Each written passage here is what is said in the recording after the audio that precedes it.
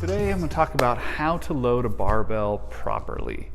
Sometimes we call this barbell etiquette, but it's really just how do you load a barbell the most efficient way and the way that's going to be the best for everyone. On this side of the bar, I have a 45-pound plate and a 10-pound plate.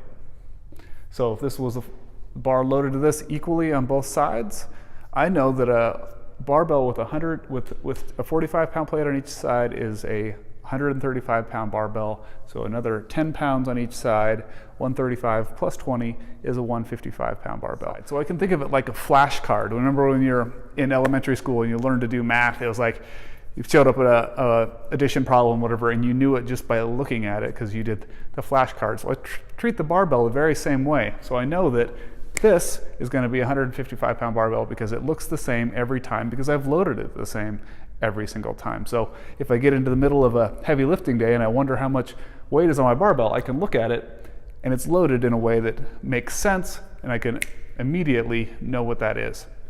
On the other end of the barbell here, I have a 15 and a 25 and another 10 and then two 2.5s here. Depending on the size of the class, maybe we have a shortage in the 10s or the 15s and we need to make those available to other people.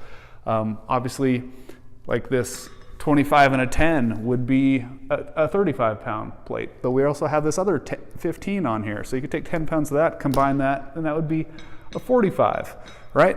And then you still have another 5 pounds left of this 15 left over. And those two is another 5 pounds. So you have a 45-pound plate and a 10. So that means that this side is loaded exactly the same as the other side. But if I was just to walk up and look at this, there's no way I'm going to know what that is. And I'm going to do what I just did in explaining it in my head to try to figure out how much weight is on here. That's really confusing, as opposed to just knowing what it is by looking at it like I can on this side and say, oh, that's a 155-pound bar. From 15s on up. So if I have a 10s on up, I have a 10 on there, it's a 65-pound bar. 15s on there, it's a 75-pound bar. 25s on there, it's a 95-pound bar. 35s on there, it's 115. We got 135, then 155, 165. Take this off, put a 35 on there, that's a 205-pound bar. All of those things I know just off the top of my head because I treat them like flashcards. So 2 things to remember. Load your bar with as few weights as possible, starting with the largest ones on the inside, working your way out. That's going to give you an efficient way of loading the bar, and then you can memorize what that looks like and get those flashcards.